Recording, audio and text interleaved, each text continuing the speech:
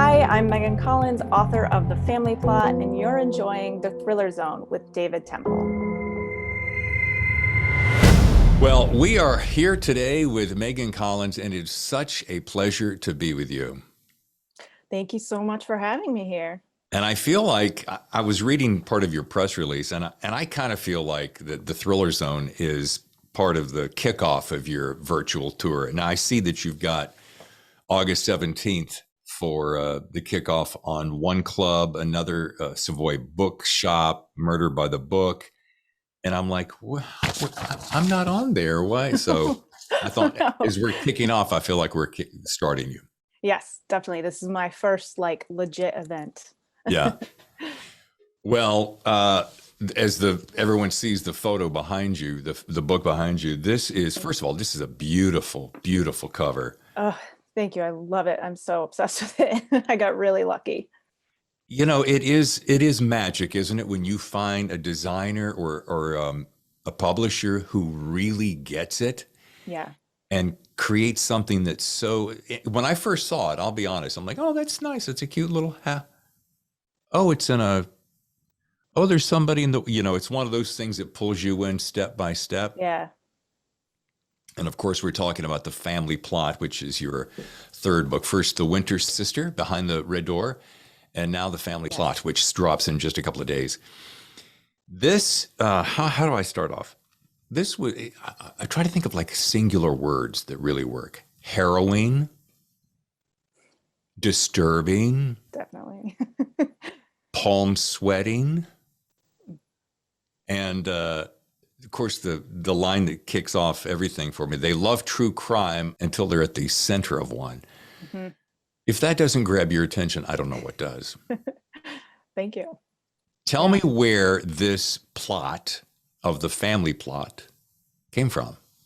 Well, usually it came a little backwards for me because usually I get an idea in my head, sort of a what if question that just starts to fascinate me for a while. Um, for my last book, Behind the Red Door, the question was, what if someone who was famously kidnapped as a child then went missing again as an adult, and what would happen? So from there, the story started to kind of unpeel and show itself to me.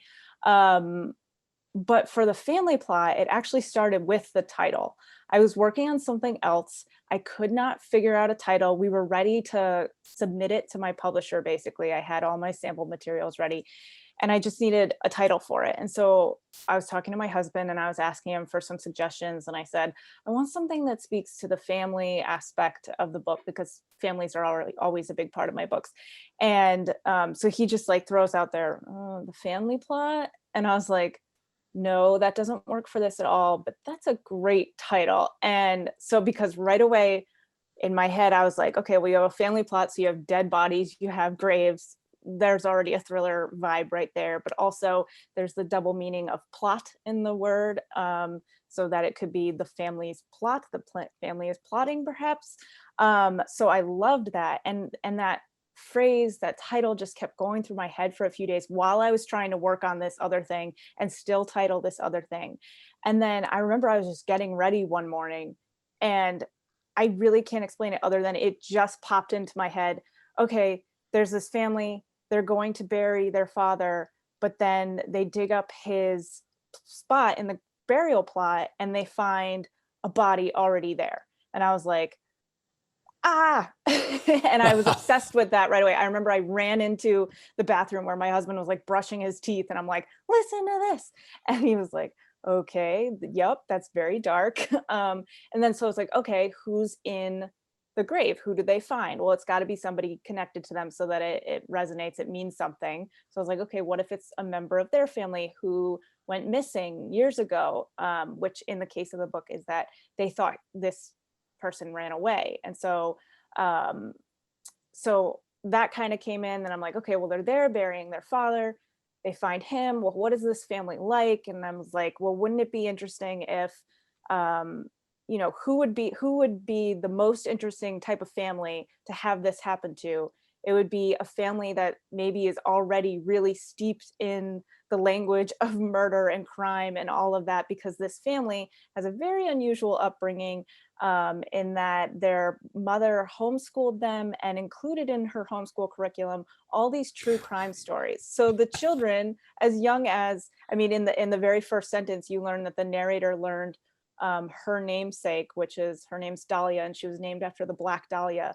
She learned the story of the Black Dahlia, which is this brutal crime story, at 4 years old. So this has been steeped in their whole life, their lifestyle, their upbringing. And so I thought, what would it be like for that kind of family that's been around that their whole life, that's been fascinated with true crime, to suddenly become a true crime story themselves, and where does it go from there? So that's how the story kind of spun out for me. But yeah, it all really originated with the title, and so I have my husband to thank, I guess, for the whole book. Golf clap to hubby. Yeah.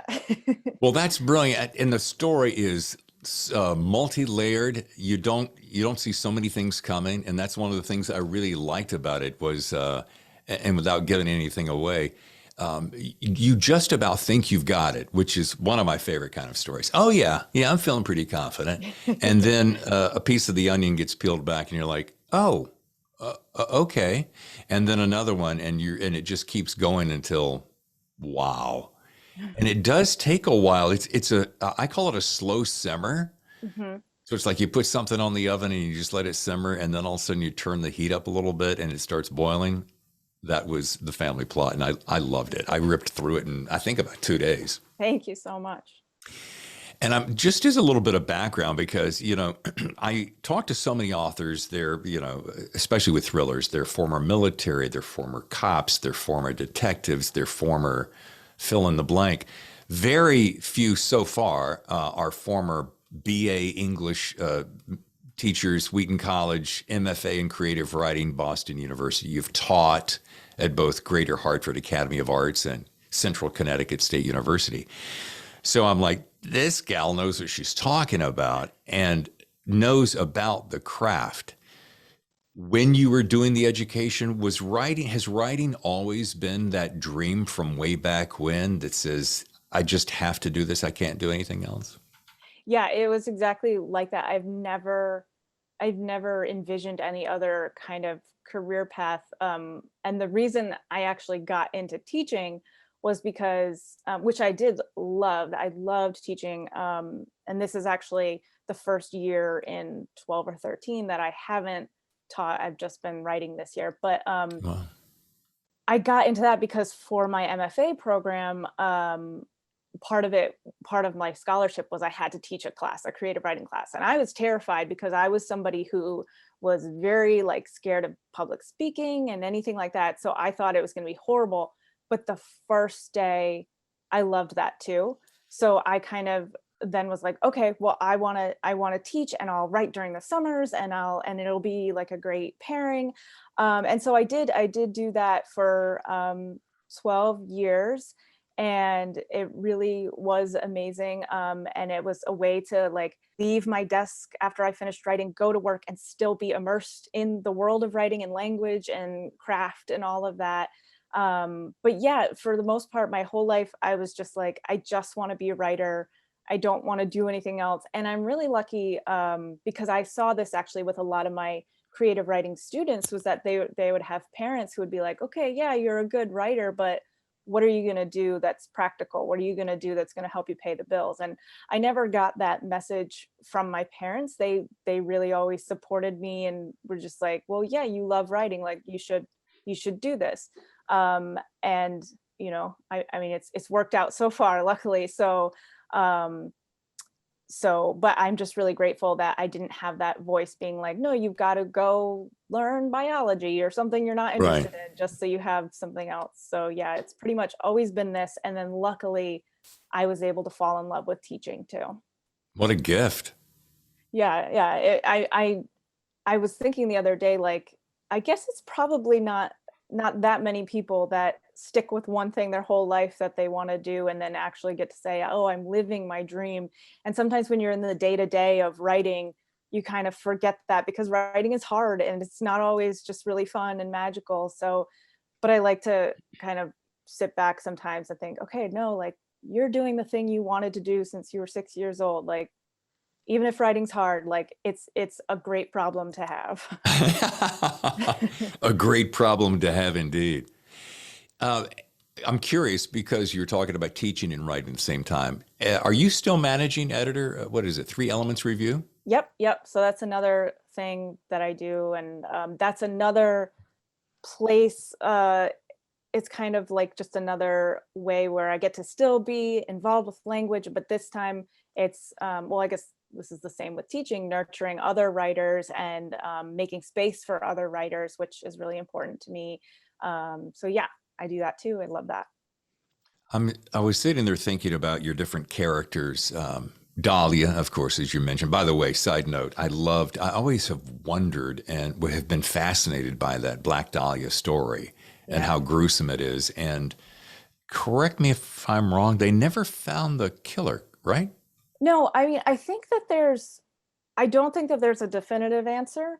I think that a lot of people have theories and there's been tons of books about it, but there hasn't been one like, yes, this is a fact and we know it for sure. Yeah. So I'm thinking about the characters. Mom, of course, which is her own version of Whack Job. Tate. My favorite is probably Charlie. I just find He's my favorite. Yeah, he's. I kept seeing different actors playing him in the movie because it's always a movie in my head, and I thought, boy, what a juicy role that sarcastic, flamboyant, disrespectful.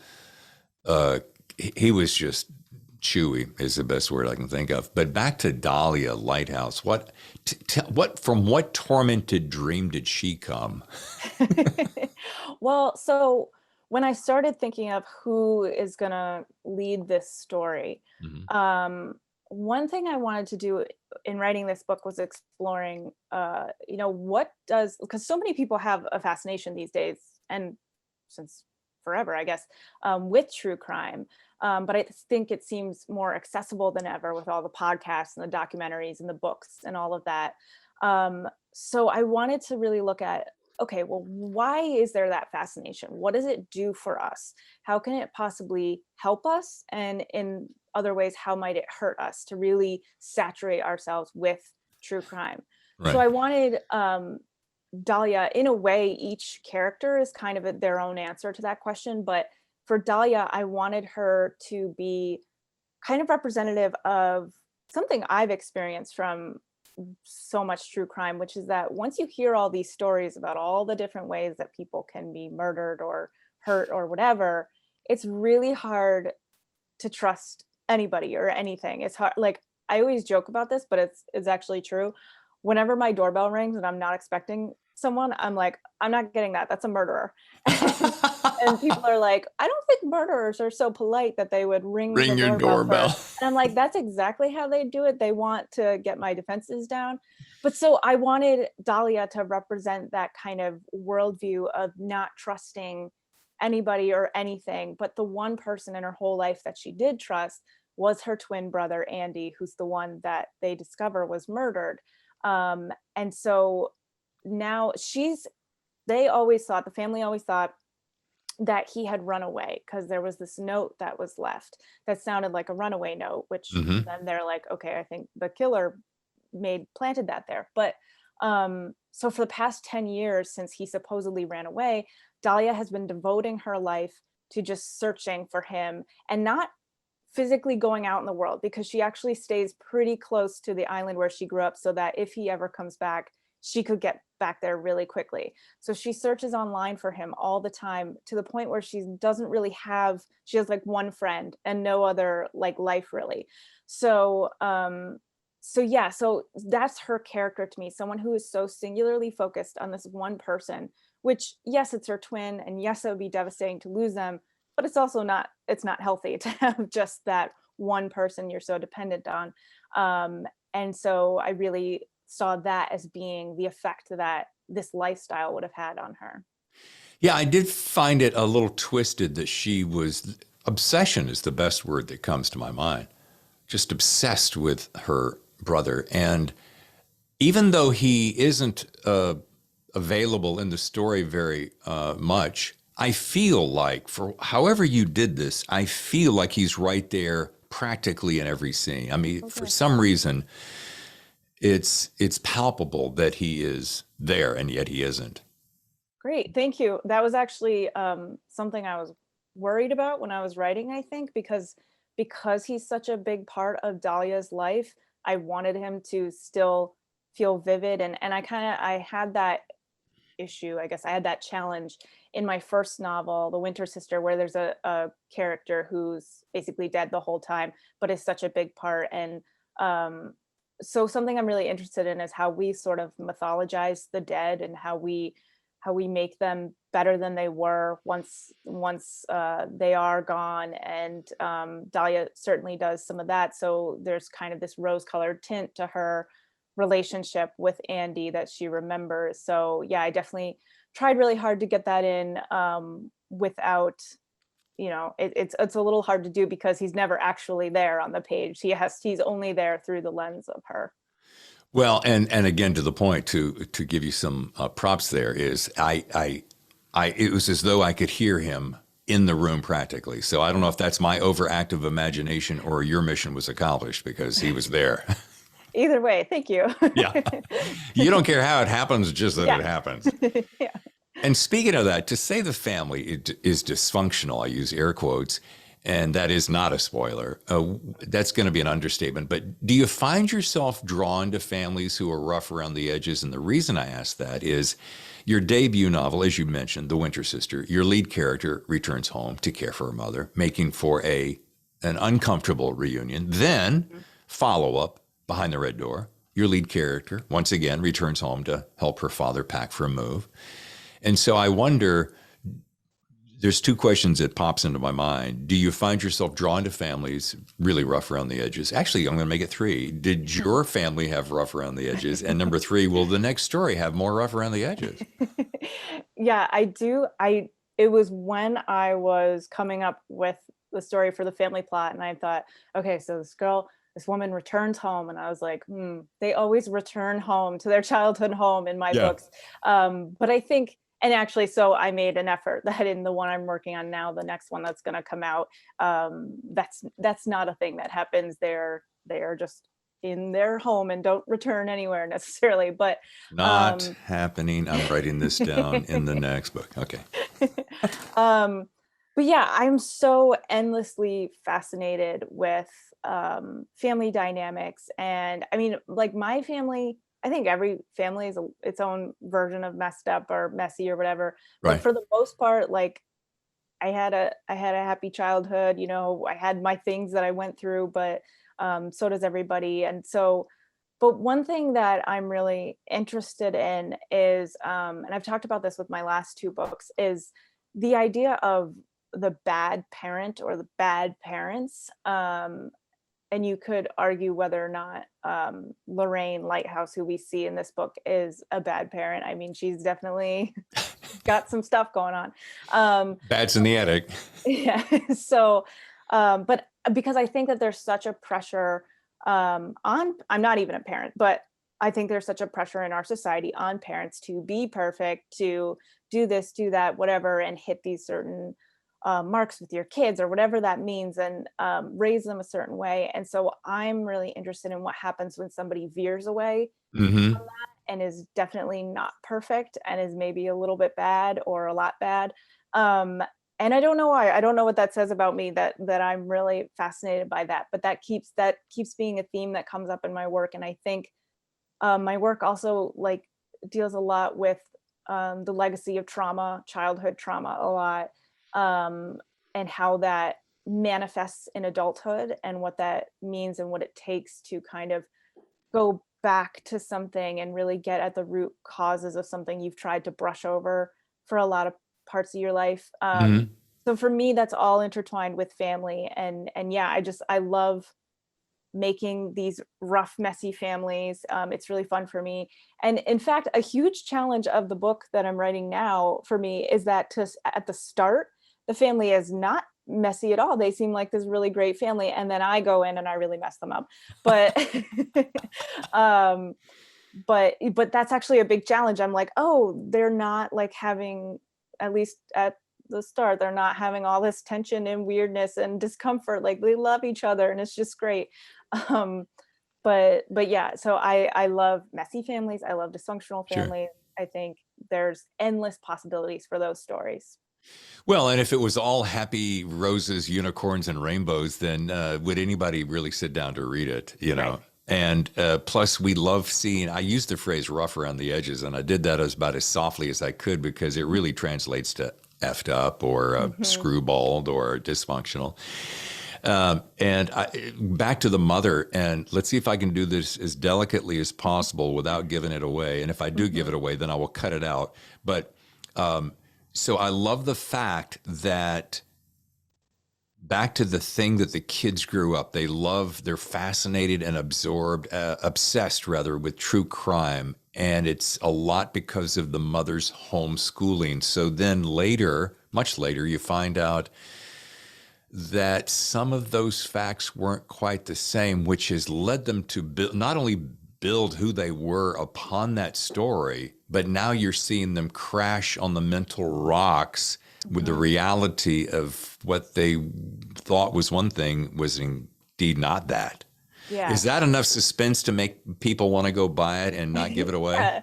Yeah, I think so. I mean, the mother definitely has a secret. And as you go through the story, you're going to be like, these people all have secrets. These people are all like hiding something, or at least up to something, or Yeah. they're a little unhinged. Yeah.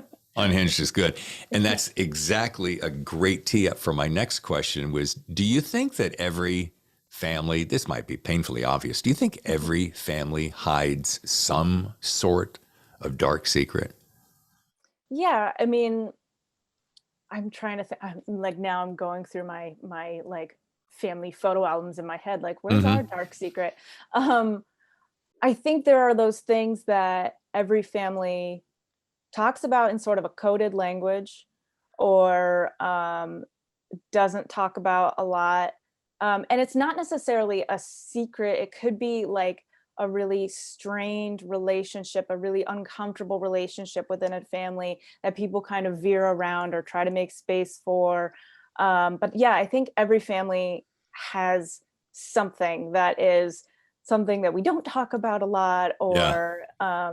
or then, you know, it'd be interesting if you have a family and like that's all they talk about, and they're like, Yeah. let us just air our dirty laundry in front of everybody and make everyone uncomfortable. I noticed that, of course, obviously, your three books so far are standalones. Do you find yourself tempted, or has your editor, publisher, agent come along and said, you know what? This would make a great series? Or do you have any ideas, Megan, for a series? I haven't. I think it's so intimidating to me to think that far ahead. Hmm. I have had readers say that they wish they knew what happened next with the characters, and they say, well, is it this that happens or is it that that happens? And because on my first two books, they weren't ambiguous endings at all. They were the mysteries were solved, but there were certainly things at the end that were left a little bit open ended, and I definitely get questions about those. And they're like, is there a sequel? And I kind of am of the mind that once I finish writing the book, like my Hmm. part in that world is done. And people will say, well, what is Sylvie doing 2 years later? And I'm like, I don't know. I have no idea. I hope she's okay. But to me, it's like really up for the readers to, I always say, whatever you want to happen next for them, like that's the answer. That's what happens. So I don't tend to think in terms of sequels. I think if the right story came along that asked for that, I'd definitely be open to it. But everything that I write kind of has, I start with my characters that have some problem. I scramble them up, mess them up real good, and then I try to get them to a place where they've grown in a way that will prepare them better out in the world. So for me, there hasn't really been a space to take that further. That's a healthy way to look at it. And one thing I give you credit for at the end of this book, and I'm with you. I'm not a huge fan of people who make, especially in movies, they tie everything up in this perfect little bow, and everybody goes off and learns this lesson and Right. improves and stops drinking and gets out of Mhm. jail. And you had a really nice, kind of gentle way to put a soft bow on your story, and I like that. And it gives the reader, give the reader some credit to, much as they create the world in their mind, let them decide in their own way Right. how the story ends. Yeah, I like that term, a soft bow. I think that's definitely what I'm always doing with my stories is I tie it up, but not too tightly, and there's still room to think about what would happen next with these characters, and yeah, all their problems in my books never get completely solved, but the big thing they need to learn or do or confront in themselves, that's always kind of taken care of. It's clear as I was reading this that you understand detective work, that it's not cookie cutter detective work to you. And I was just curious, in one of your fantasy daydreams, did you ever fancy yourself a detective, or do you find that your craftsmanship of writing is your own sort of inner detective? That's a really great question. I don't think I ever wanted to be a detective necessarily. Mostly because as much as I do love true crime and am interested in it, I think I would never sleep again if I had to be someone who actually goes to the scenes and sees all these things. But I think that in terms of like an inner detective, um, all of my books and writing in general for me is about articulating for myself how I feel about certain things, and kind of I always think I know, and then I find more along the way. So in a very like metaphorical sense, I am sort of always the detective of my own like emotional terrain, I guess. Mhm. Um, but yeah, I don't think I'd make a very good detective. I think the first sign of any like emergency situation, I'd be like, nope, I'm out of here. You guys take it. I don't deal with PTSD very well. Thank you very much. Yeah. You know, it's funny. I watch, my wife and I watch a whole lot of detective stories, and we watched one recently called Unforgotten on PBS. Mm. And the character, the lead character, the detective, was saying that she just got, as you would imagine, 20 years of seeing death and destruction and not solving some crimes, and how it just really hurt her. And I often think to myself, how do these detectives see that dark underbelly all their lives over and over and over and not go home affected? You'll hear Yeah. some say, oh, I hang it on the door outside as I enter my home, and it's gone. But I would I would beg to differ. I mean, to be able to compartmentalize that would be tough, don't you think? Yeah, and you know, as you're talking about that, it reminds me a lot of teaching, and not to say that being a teacher is the same as a detective because it's Right. not. But especially the place where I taught, it's an arts high school. So all the people there are studying a different art form or studying many art forms.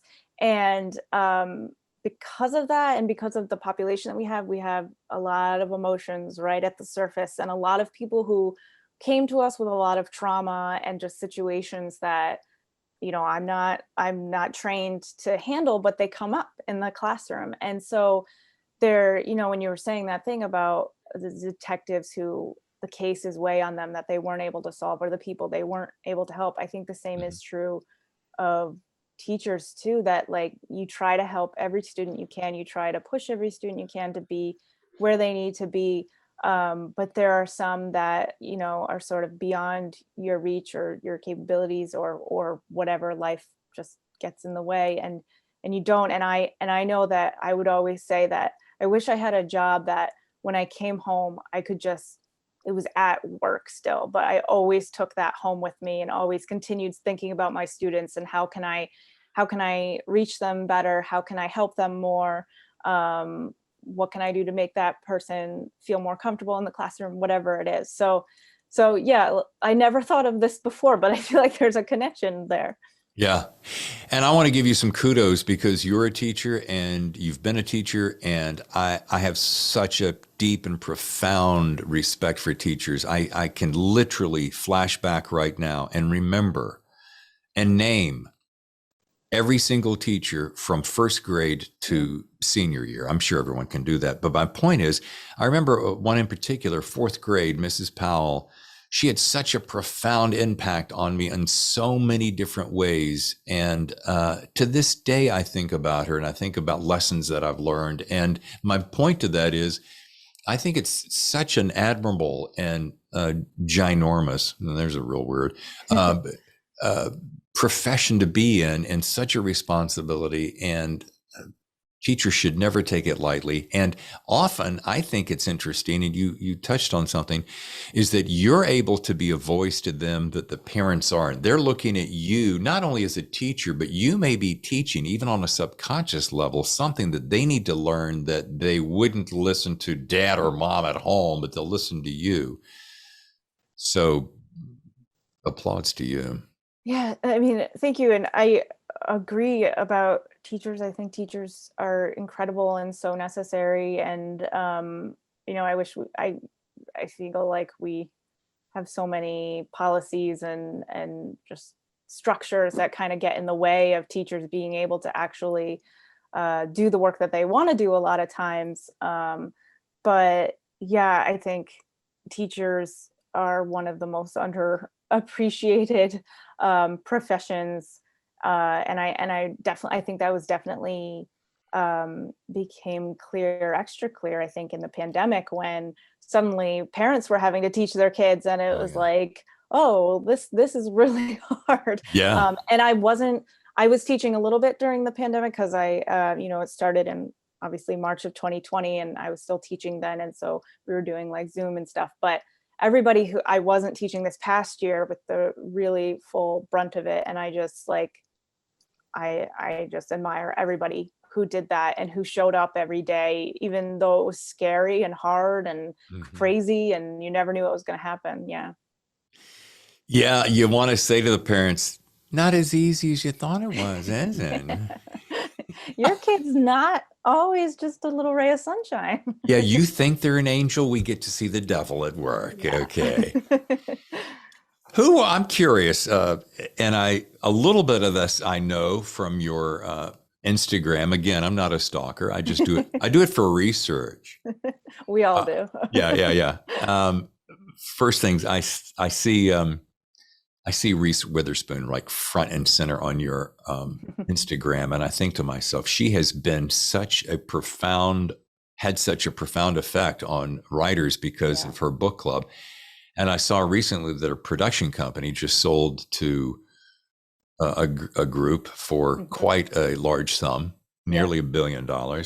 And I just shouted out and said, Yahoo, and good for her, because Mhm. we do need more female voices out there, both writers, producers, directors, and I love seeing that. Yeah. But I think to myself, and I'm sure she's one of them, but who are some of the authors? And it could be actors, actresses, it could be, but I'm really thinking about authors because we're talking about writing. Who's someone that you really look up to, that you admire tremendously? Oh, I mean, there's so many, but in terms of mystery writers, Tana French is a huge inspiration for me. Her Dublin Murder Squad series is just amazing. I mean, amazing doesn't even cover it.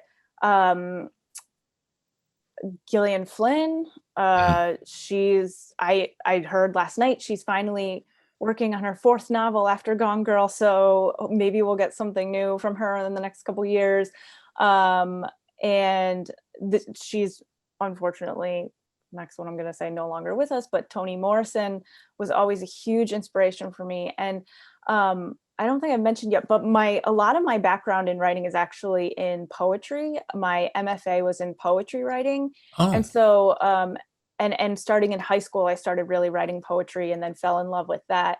And so Toni Morrison as a writer was the first one that really modeled for me that you can have a really compelling story with these amazing characters and just like people wanting to turn the pages, but you don't have to sacrifice language or the sound of it or the craft of it, and you can marry those and make both of them better as a result. And she I feel like nobody did that better than Toni Morrison. Beloved Yeah. is one of my all-time favorite books, and yeah, so I think Toni Morrison, Gillian Flynn, Tana French, huge inspirations for me.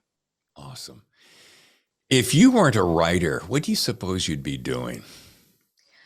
I mean, I really can't envision myself doing something that didn't in some way have to do with books or stories. I used to really want to, in a very vague, not actually having any skills in this area way, make movie trailers because I think movie trailers are their own wonderful art form Oh, yeah.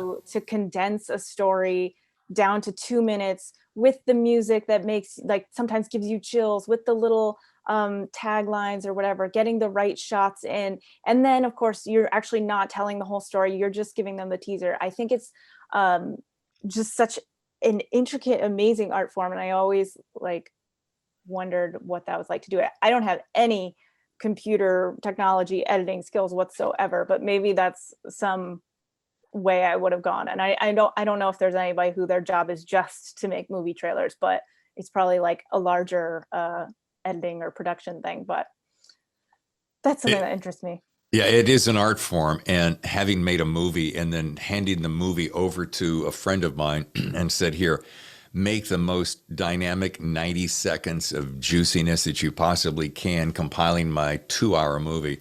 And they do it. And it is an amazing thing. It's kind of like I thought about Ted Bell, last week's Thriller Zone guest.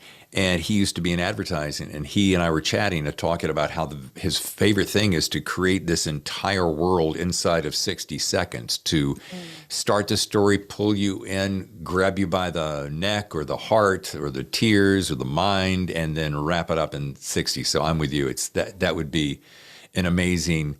Can you imagine doing that all day long? That would be great, wouldn't it? Yeah.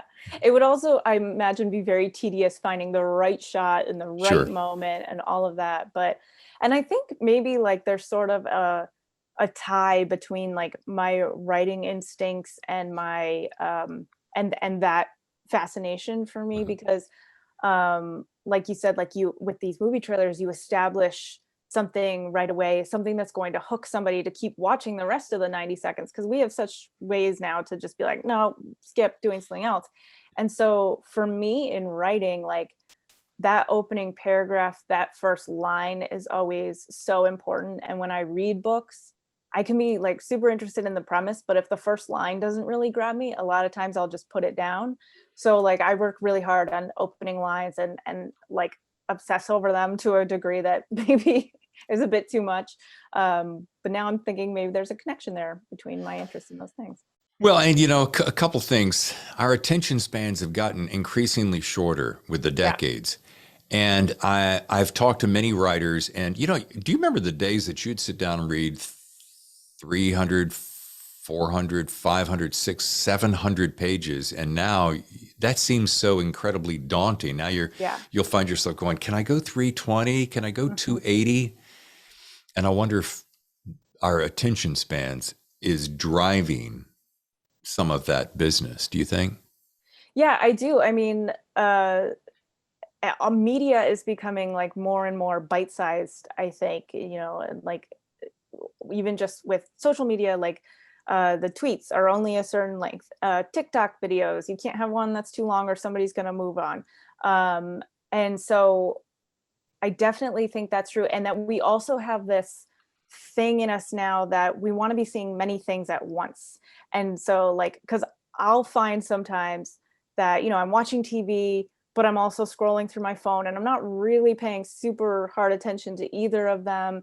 And then it's hard for me at night when my phone is near me to really like get soaked into a book, because if the phone dings, I pick it up just to look at what it was. And then my hands just naturally go like to Twitter or Instagram. So I always like when I actually like go to bed, put my phone on the charger, and then start reading for a bit, because it's like off. I'm not gonna know anything that happens, because yeah, like my attention span, I mean, I like read a lot, but even Yeah. still, it's just, I don't know. It's like if the screen isn't moving, or if, you know, I can't just go go go go go. It's hard to stay in one place now, and it is kind of a shame, because you know that's the pleasure of reading a book, that you're really immersing yourself into a place and a time and a situation for 250, 300, whatever pages. And it's not meant to be something that changes very rapidly. It's sort of this slow arc over the whole thing. But yeah, yeah. It is true. Here's what I want to do. I want to take a really short break, but when we come back, I want to read, because I want to go back to something you just said about opening lines and about how crucial it is to catch and capture the attention of the readers. So when we come back, I'm going to read the opening line to the book. When a family obsessed with true crime gathers to bury their patriarch, horrifying secrets are exposed upon the discovery of another body in his grave. From the author of Behind the Red Door and The Winter Sister comes a haunting and suspenseful tale filled with secrets that won't remain buried. The Family Plot by Megan Collins, coming August 17th. And we're back. I'm with Megan Collins, and I want to take a second. Is it okay if I read the opening line to Family Please. Plot? Yeah.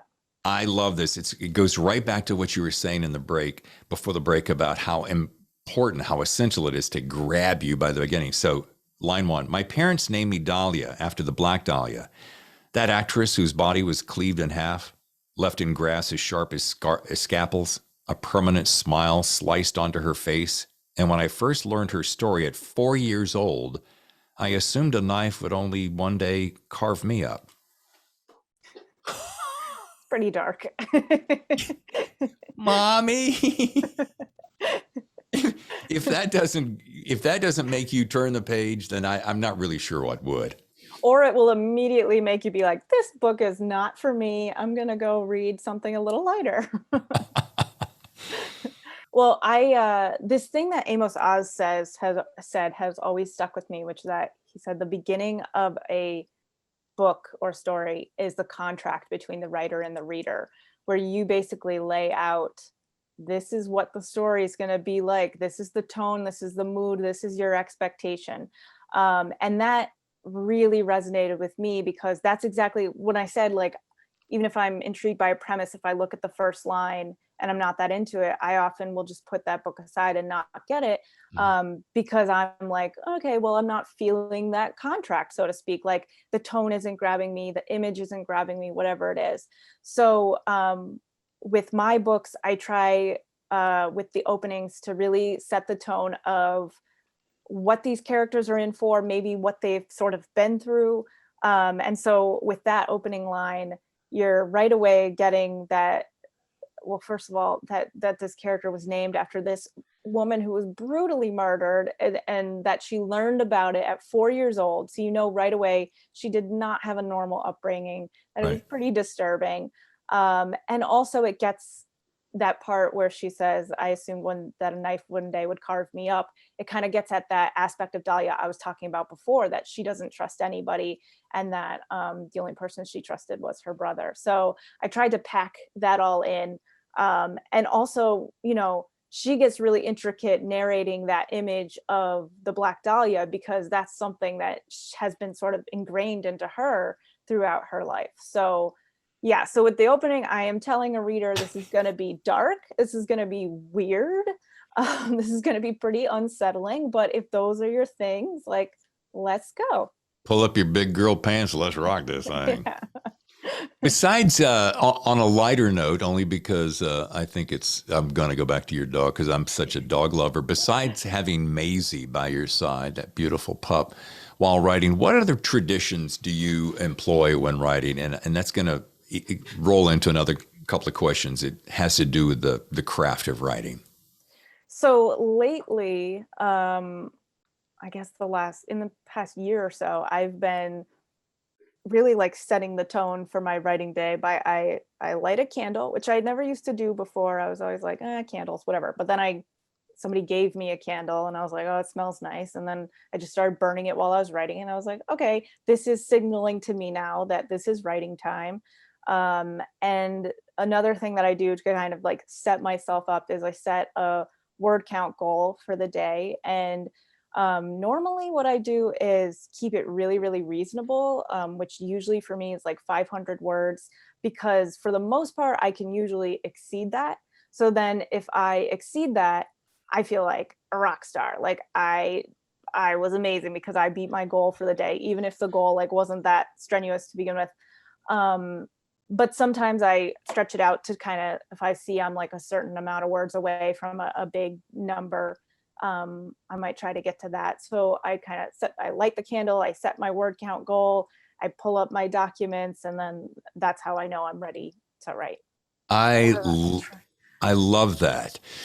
And this is one thing I always encourage my other writer friends who are trying to get into that habit is you have to do this. You have to say to your family members, when I close that door, or as my sister does, she has this little gnome like you'd see in yards and you've seen in TV commercials. She has a gnome that she places outside her door so that anyone else in the house, when they see the gnome, there's no coming in. I don't care unless the house is on fire.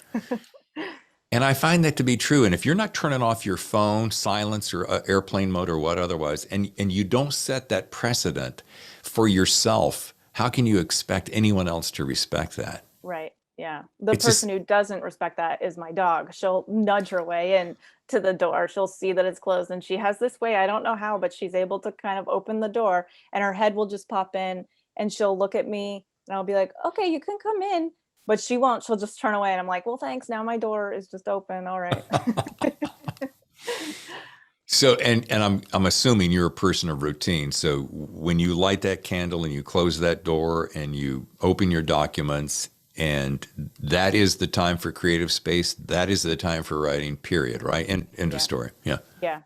Yeah. I'm somebody who, I need things to be quiet. I know a lot of people write to music. And I can't really do that. I can't have like competing words around me. I guess maybe I could to just like a score or something, but I've not really tried that. And yeah, I gotta be kind of in the same place the same day. And it's all about like just triggering that habit every day. Did you get a copy of my notes? Because you're reading my very next question. Is it music in the background or silence? And it's funny because I would say it's 50-50 with the people I talk to. 50% like music. Of those people who like music, they tend to, you mentioned the word score or classical or jazz, but nothing with words, or they like complete silence. Yeah. I mean, I have some friends who will build like entire playlists that are music with lyrics, that the lyrics kind of resonate with what they're writing and will kind of get them hyped up to write it. But I feel like I couldn't do that because I feel like that would start to infiltrate my words, and it would be like if the song was saying the word rabbit for some reason over and over, then there'd be rabbits in my story, and that's what would happen. But so yeah, I needed to be quiet. I need to be able to concentrate. Like this morning, we had some guy working on our like alarm system in our house, and I just kept hearing like these beepings, and I was like, okay, I'm not getting anything done today because this is like just this arrhythmic beep happening. Last week, I think it was last week, Meg Gardner was on the show, and she was talking about, if you haven't had a chance to see that, that's a good one. She likes it complete silence. Because she doesn't want any competition for her characters. But here's an interesting point, and she and I share this, and we were talking about, I go, do you use Spotify? She goes, no, I use Amazon Music. I'm like, I use Spotify to build my music score list. Because we both share this, when it's editing time, or you want to punch up a scene, I think her favorite was Gladiator. And mine was any of the Bourne stories. Or Zero Dark 30. If you want to write an intense scene, especially in the thriller world, where you just want to bum, bum, bum, bum, bum, bum, bum, bum, those are both good examples, in case you're wondering. Yeah, and that sounds like a good idea, actually. Yeah, especially when you want to punch something up, or you've already done all the real hard brain lifting, heavy lifting on the brain to create the story, and you just need to go back and punch up. And are you pen, paper, or keyboard? Definitely keyboard, because I think my thoughts come out faster than my hand can write them, and I do a lot of editing while writing. Hmm. So I'm like constantly going back up a paragraph and changing that, and then like just tooling with it all the time.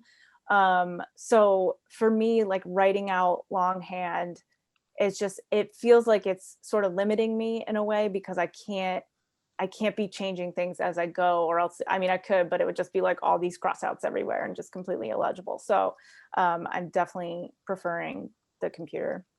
Awesome. As we start to wrap things up, I got three questions I like to throw at a lot of my authors, and you're going to be great at this. So, the Thriller Zone is hosting a suave dinner party. Okay, it's as fancy as you want it to be. And let's say you get to invite two or three people that you'd love to, most likely like to meet, whether it's dead or alive. Who would they be here at the dinner party? We're serving fabulous food, fabulous drinks. You and your husband, and two or three of your favorite. Who would that be? Oh gosh. As soon as you say that, of course, like every person I've ever heard of goes out of my head. Um, and yet I'm always having these moments where like I'm like, I'd really love to hang out with so and so. Right. Um, I think Tom Hanks would be a very soothing, comforting person to have around the table. He'd be funny.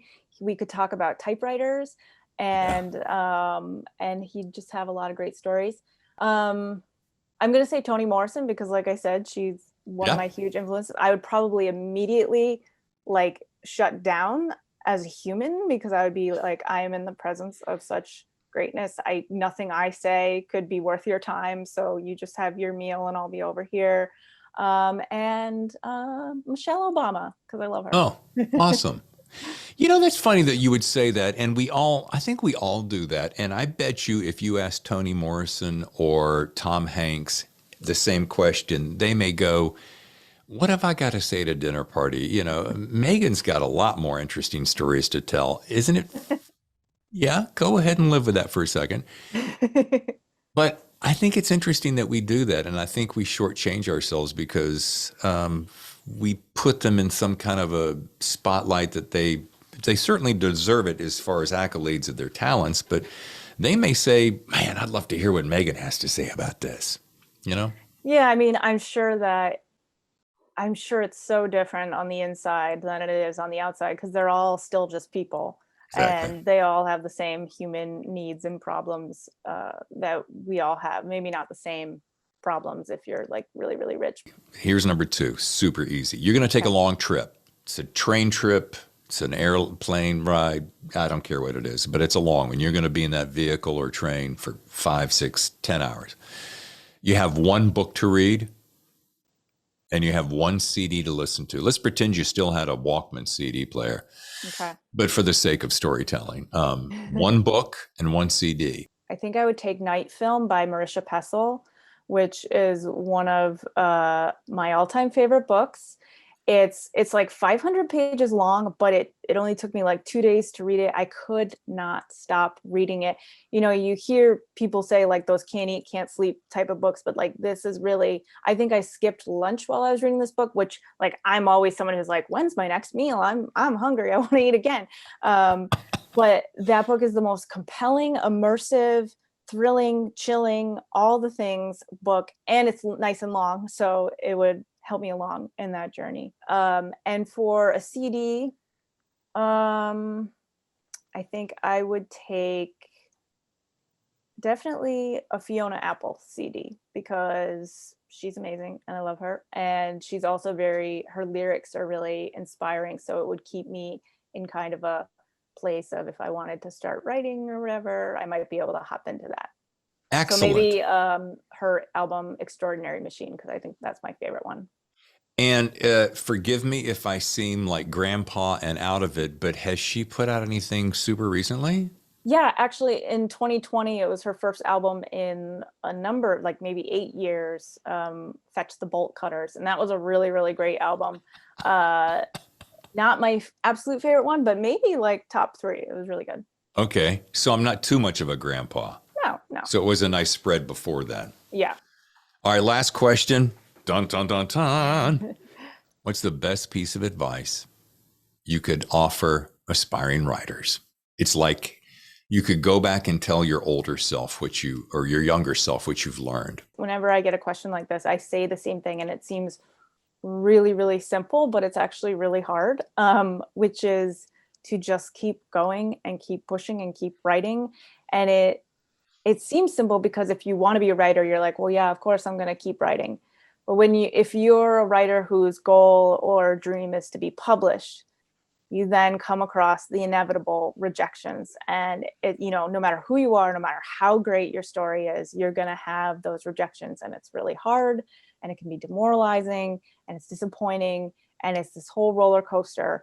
And people would always say to me, like when I was trying to get an agent, and then when I was trying to get a publisher, they would say, it only takes one yes. And I'm like, oh, yeah, I know, but right now it's just a lot of no's.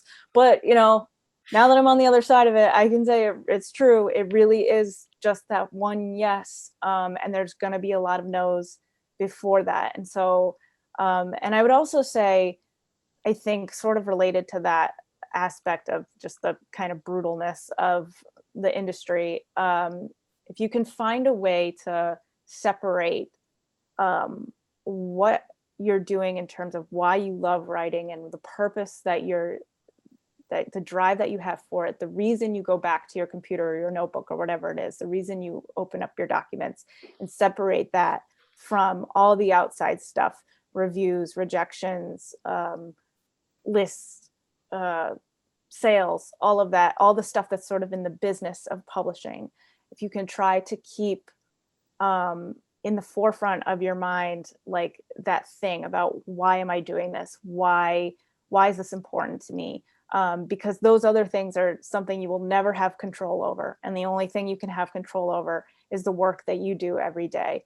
And so I think, when you first start publishing books, it's really hard to see those things kind of come together, and the outside things are starting to impact the inside things. And you really got to remember the outside things are only happening because of the inside things, because you started writing and you made this thing. And so you can make all of these things, and whatever happens on the outside, like good or bad, it says nothing about what you're doing, because there's a reason that you do this. You know what? That is probably one of the most eloquent answers I've heard that really hits home, that really makes you stop and go, yeah. And it's simple, yet it's profound. Just remember why you're doing it. Yeah. Great. Thank you. Before we wrap, I want to read real quickly, in case any of my viewers or listeners need some extra loving for the family plot. Kathleen Barber says, gorgeously wrought and deliciously creepy. Andrea Bart says, mixes brilliant modern touches with timeless, eerie details. PJ Vernon, some of the best quotes ever, says, a gothic edge so sharp, it's practically a switchblade. Love that. Samantha Bailey, one of the most original, twisted, genius storylines I've ever read. I had some really generous people reading this book. And one more, a true crime meets House of Horrors. Thank you, Vanessa Lilly. The book is The Family Plot. Megan Collins, you have been delightful. Thank you so much for the gift of your time. Thank you. Thank you. This was a lot of fun. And thank you for taking me on this journey, because I can literally say that the characters have haunted me for days since. Wow. Thank you so much. That is wonderful to hear. And I hope one day when you're humongous, like even bigger than you already are, you'll come back to the Thriller Zone. Love to. Thank you so much. Absolutely.